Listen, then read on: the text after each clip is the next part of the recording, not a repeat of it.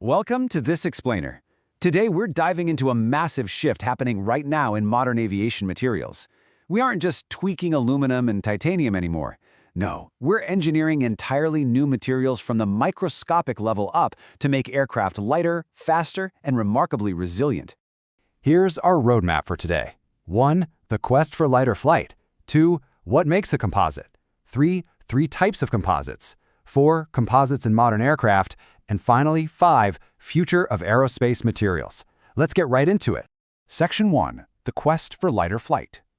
Aerospace engineering is fundamentally a battle against extreme temperatures, high pressure, and above all else, weight. Every single gram matters when you're pushing a machine through the sky or trying to break free from Earth's orbit. By replacing traditional metals with lightweight composite materials, the aerospace industry is seeing up to a 30% reduction in overall expenditures, just from fuel savings alone. Think about that for a second. 30%. In an industry where fuel costs run into the billions of dollars globally, a lighter plane doesn't just fly better, it completely transforms the economic and environmental footprint of aviation. Less weight means less fuel, which translates directly to lower emissions and massive cost savings. So, that brings up a really crucial point. How do we actually shed all that weight to save fuel without losing strength? We're talking about extreme vibrations, immense aerodynamic pressure, and drastic temperature swings here. You can't just make the metal parts thinner because they'll just snap or succumb to metal fatigue. We need an entirely new paradigm of materials engineering to solve this paradox. Section 2. What makes a composite? To figure out how we shed weight without losing strength, we have to look at the actual anatomy of these materials. Because unlike a solid block of aluminum, a composite is actually a partnership. It's the ultimate tag team. The material is essentially made of two distinct components working in perfect harmony. First, we have the matrix. This is the binder. It holds the shape, protects the inner materials from environmental damage, and transfers external stresses. But the matrix doesn't do the heavy lifting alone. That's the job of the reinforcement. Usually made up of incredibly strong fibers like carbon, glass, or aramid, this reinforcement takes up about 10 to 20% of the material's total volume. But don't let that small percentage fool you. Those fibers are the structural backbone that give the composite its immense mechanical strength. And this teamwork is exactly why composites are totally replacing metals across the board. Traditional metals, while familiar, are heavy and prone to metal fatigue over thousands of flight cycles. Composites, on the other hand, boast a much higher specific strength, which is basically the ratio of a material's tensile strength to its density. They also offer superior fatigue resistance and are incredibly resistant to corrosion. This means a composite part can take way more physical punishment over its lifetime, requires less maintenance, and weighs just a fraction of what a metal counterpart would. All right, moving on to Section 3. Three types of composites. Now that we know how the matrix and the reinforcement work together, let's look at the main categories. We've got what I like to call the big three when it comes to matrices used in the industry today. First up, polymer matrix composites, or PMCs. These use polymers like epoxy resins as the binder. They're incredibly lightweight and are the absolute stars when it comes to the main structural body of the aircraft, stuff like the fuselage and the wings. Next, we have metal matrix composites, or MMCs.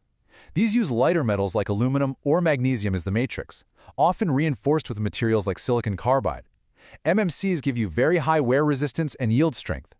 And finally, ceramic matrix composites, or CMCs.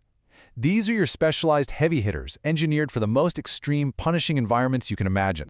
Let's zoom in on those CMCs for a second, because they have an absolute superpower, withstanding operating temperatures well over a staggering 1,000 degrees Celsius. To put that in perspective, standard metal alloys literally start to lose their structural integrity and melt at those extremes. Because CMCs can survive this blistering heat, they're absolutely perfect for things like turbine engine components, combustion liners, and engine exhausts. By using CMCs, engineers can run aircraft engines hotter, which actually makes the engines much more fuel efficient. Section 4. Composites in modern aircraft. So, all of this material science sounds amazing in a laboratory, but how are these materials actually being used in the passenger planes we fly in today? Take the massive Airbus A380 as a prime example. Roughly 25% of its entire structure is made up of specifically engineered composite parts. Carbon fiber reinforced polymers, or CSRPs, are used extensively in the vertical and horizontal tailplanes, the rear pressure bulkhead, and even the floor beams for the upper deck. Engineers are also using glass thermoplastic components in the wing leading edges. It is essentially a flying patchwork of optimized lightweight engineering. And historically, the trend is just undeniable. Back in the late 60s, the Boeing 747 had barely 1% composite usage. Fast forward to 1993, and the Boeing 777 was using about 11%.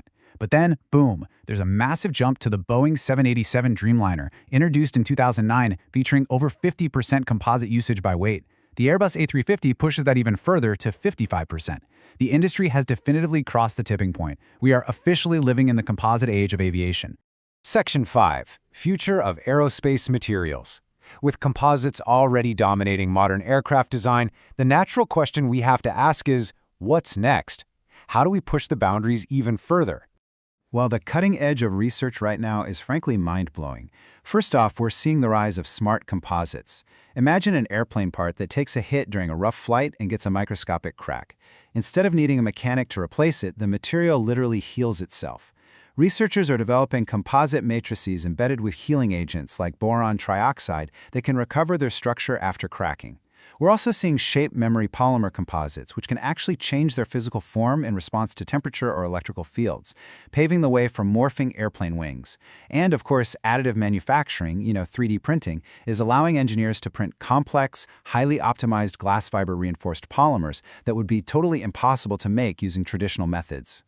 But perhaps the most exciting frontier is biomimicry.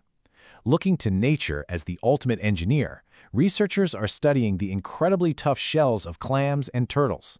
They're already proving that mimicking the microscopic structure of a mantis shrimp's club significantly increases a composite's fracture toughness and energy absorption. The mantis shrimp can strike with the force of a bullet without breaking its own appendages.